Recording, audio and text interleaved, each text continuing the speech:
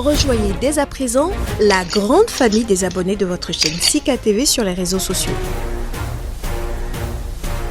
Sika TV, le vrai visage de l'actualité en Afrique, est en direct et en replay sur YouTube. Abonnez-vous et cliquez sur la cloche de notification pour ne rien rater. Nous sommes également présents sur Facebook et sur Twitter.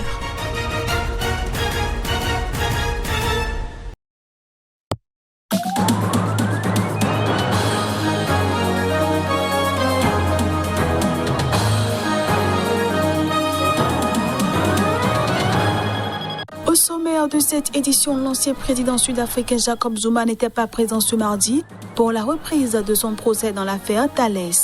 L'audience du jour s'est focalisée sur l'état de santé de l'accusé. Au Tchad, plus précisément dans l'Est, 27 personnes ont été tuées ce dimanche dans des violences entre éleveurs nomades et cultivateurs sédentaires.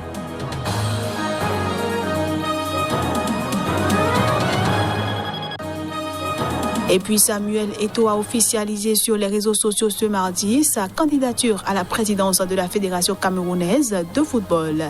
L'élection du patron de la FECAFOOT est prévue le 11 décembre. Voilà pour les titres. Bienvenue à tous. L'état de santé de l'ancien président sud-africain Jacob Zuma, absent ce mardi à la reprise de son procès pour corruption et qui a bénéficié d'une liberté conditionnelle pour raison médicale dans une affaire distincte, était au centre des débats. Depuis son hospitalisation en août, un mois après avoir commencé à purger une peine de prison ferme pour outrage, aucune information n'a filtré sur sa santé, sauf qu'il a subi plusieurs opérations chirurgicales. La présence au tribunal n'est pas facultative, a sèchement rappelé le représentant du ministère public à l'ouverture de l'audience au tribunal de Pietermaritzburg à l'Est, retransmise à la télévision. Il n'y a aucune raison pour qu'il ne soit pas là aujourd'hui, a-t-il asséné, réclamant que le dossier médical de Jacob Zuma soit transmis au tribunal. Cette audience avait été reportée début septembre. Entre-temps, une équipe médicale désignée par l'État, après examen de son dossier, a déclaré Jacob Zuma apte à comparaître. L'ancien président doit répondre de 16 chefs d'accusation de fraude, corruption et racket dans une histoire de pot de vin de 1999, impliquant le géant de l'armement français Thales, inculpé aussi de corruption et blanchiment d'argent. Le procès, maintes fois reporté en raison d'innombrables recours de l'ancien président, s'était finalement ouvert en mai. Rappelant aussi qu'un procès pénal ne peut se dérouler sans accusé, le juge Piet Cohen a demandé au conseil de Jacob Zuma de justifier l'absence de leur client. Je souhaite désespérément poursuivre ce procès. La défense s'est catégoriquement refusée à communiquer son dossier médical. Jacob Zuma a été condamné en juillet à 15 mois de prison pour avoir obstinément refusé de se présenter devant une commission chargée d'enquêter sur la corruption d'État sous sa présidence de 2009 à 2018. Son incarcération en juillet avait déclenché une vague sans précédent de violence dans le pays. Combattre ces charges menées contre moi fait partie de la lutte pour la justice, la dignité et le respect de l'Africain noir, a-t-il déclaré dans un communiqué la veille de l'audience, assurant que ce n'est pas fini. Les pays voisins au Nigeria ont exprimé des craintes dans la lutte que mène Abuja contre le banditisme. Les opérations contre les voyous dans le nord-ouest du pays font fuir les gangs vers les pays proches du Nigeria. Un déplacement qui ne les rassure au point. Ces hommes, connus localement sous le nom de bandits, pillent les villages, volent le bétail et pratiquent des enlèvements contre rançon. Cette année, ces gangs ont pris pour cible des écoles et des universités, enlevant plus de 1400 élèves selon l'UNICEF. Début septembre, des centaines de soldats appuyés par des forces aériennes ont lancé une offensive dans l'état de Zamfara, où sont installés un grand nombre de ces bandes. Pour mener à bien cette opération militaire, les autorités ont suspendu les réseaux mobiles à Zamfara. Elles ont également imposé une série de restrictions allant de l'interdiction de vendre des bidons d'essence jusqu'à la suspension de marchés de bétail, l'une des principales sources de revenus de ces gangs. En réaction, les bandits ont installé des barrages sur plusieurs grandes routes de Katsina, l'état frontalier avec Zamfara. Là, ils saisissent la nourriture transportée par les camions et siphonnent l'essence des véhicules selon les témoignages d'habitants recueillis. Les médias locaux rapportent que les criminels se trouvent privés de nourriture et qu'ils exigent désormais aux familles des otages des vivres et non plus de billets de banque pour le paiement des rançons. Les autorités de Katsina ont également coupé les réseaux mobiles sur une partie du territoire. Mais ces coupures affectent également les habitants qui peinent désormais à prévenir les autorités en cas d'attaque. 27 personnes ont été tuées ce dimanche dans des violences entre éleveurs nomades et cultivateurs sédentaires dans l'est du Tchad, pays où ces affrontements liés à la possession et l'utilisation des terres sont fréquents. L'annonce a été faite ce mardi par le ministre de la Justice. Des autorités traditionnelles ont vendu en 2017 des espaces à des éleveurs nomades arabes qui veulent s'installer dans la localité, mais les cultivateurs autochtones des Wadaïens contestent cette vente et des combats ont fait 27 morts dimanche, a expliqué Mohamed Ahmad Alabo par téléphone.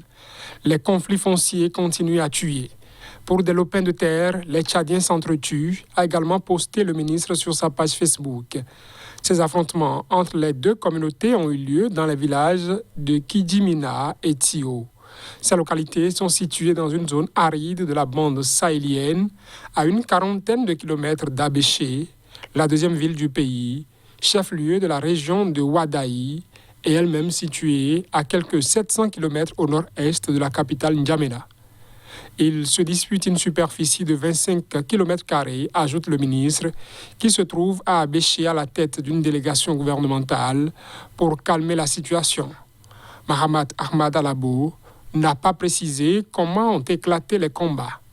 Nous avons écouté les différentes parties, mais on n'a pas encore trouvé de solution, a-t-il expliqué à l'AFP. Les violences entre ces communautés nomades et sédentaires sont fréquentes dans le centre et le sud du Tchad, où nombre d'habitants sont armés.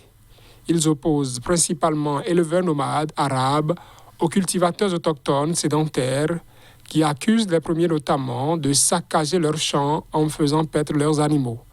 Les nomades, eux, venant des zones arides sahéliennes, veulent de plus en plus se sédentariser sur des terres propices à l'élevage de leurs dromadaires et moutons notamment. Au Soudan du Sud, d'importantes inondations ont déplacé ou affecté environ 426 000 personnes, dont 185 000 enfants, depuis le mois de mai. Les eaux ont recouvert des maisons et des fermes, a affirmé ce mardi l'agence humanitaire de l'ONU, OCHA.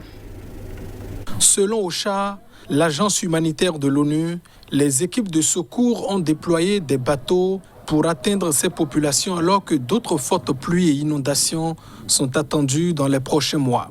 Les pluies ont amplifié la vulnérabilité des communautés avec de nombreuses personnes déplacées par les inondations cherchant refuge dans les églises et les écoles, affirme OCHA.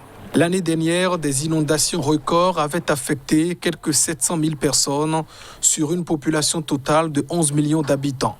Le mois dernier, OCHA avait alerté sur une réduction de ses moyens, soulignant n'avoir reçu que 54% des 1,7 milliard de dollars nécessaires au financement des programmes dans le pays.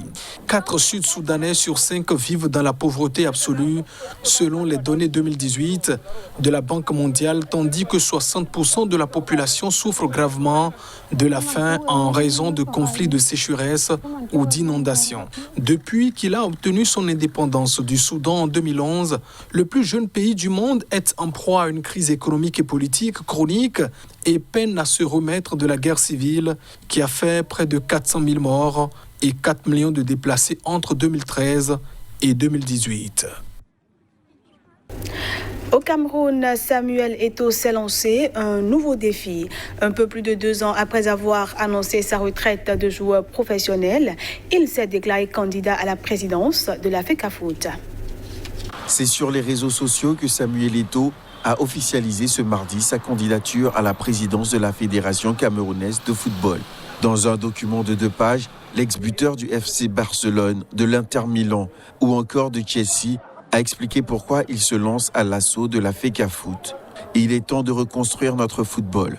Nous ne pouvons pas retarder la refonte de notre sport numéro 1, a assuré l'ex-attaquant vedette de l'équipe nationale du Cameroun, aujourd'hui âgé de 40 ans.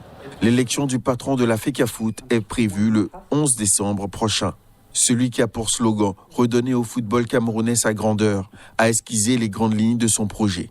Tout d'abord, mettre à profit l'organisation au Cameroun de la prochaine CAN. J'y vois de grandes attentes. Un appel urgent à mettre fin aux arguments stériles qui minent l'organisation harmonieuse de notre sport, a estimé Samuel Eto'o. Au passage, il a égratigné, sans le citer, celui qui dirige actuellement le foot camerounais, un Seydou Mbombo Ndoya, dont il avait appuyé l'élection. Il y a 3 ans, j'ai soutenu un projet qui, selon moi, semblait prometteur pour l'avenir de notre football, admet l'ancien Goliath d'or. Faisant le bilan de ces réalisations, je n'ai aucun regret, même si les attentes n'ont pas été comblées. Cependant, il est important de tirer les leçons de cet échec afin d'amener un changement maîtrisé et bien géré. Samuel Eto'o a en outre fait la promesse pas empocher un centime des indemnités prévues pour le poste de président de la fédération. Il a affirmé que ces fonds seront alloués au développement du football amateur. Je suis candidat à ce poste afin d'attirer des financements externes et de ne pas réduire les revenus déjà maigres avec des charges inutiles. Pour finir cette édition, au Canada, les libéraux de Justin Trudeau ont remporté les législatives canadiennes. Une demi-victoire toutefois pour le Premier ministre sortant, qui n'est pas parvenu à redevenir majoritaire à l'issue d'une campagne durant laquelle il a été malmené. D'après les résultats préliminaires publiés mardi, le Parti libéral obtiendrait 158 sièges sous le seuil fatidique des 170 pour constituer une majorité. Justin Trudeau sera donc contraint de former un gouvernement minoritaire comme en 2019. C'est précisément pour sortir de cette situation qu'il avait déclenché des élections anticipées à la mi-août. Les Canadiens nous renvoient au pouvoir avec un mandat clair pour parvenir à sortir de cette pandémie et aller vers un avenir meilleur. C'est toutefois félicité le chef de l'exécutif Trudeau, affirmant qu'il était prêt pour ce nouveau mandat et heureux que les Canadiens aient choisi un programme progressiste. Après des débuts plutôt favorables et des sondages encourageants, Justin Trudeau a connu une campagne particulièrement compliquée qui a failli tourner au désaveu personnel. Sur le terrain, il a dû faire face à chaque déplacement à une foule de manifestants en colère contre les mesures sanitaires. L'un d'entre eux lui a même lancé des graviers. Les Canadiens n'ont pas donné à Trudeau le mandat majoritaire qu'il voulait, a souligné le chef des conservateurs, Orin O'Toole, lundi soir. Son parti devrait remporter 119 sièges selon les résultats. Voilà qui vient mettre un terme à cette édition que je vous remercie d'avoir suivi.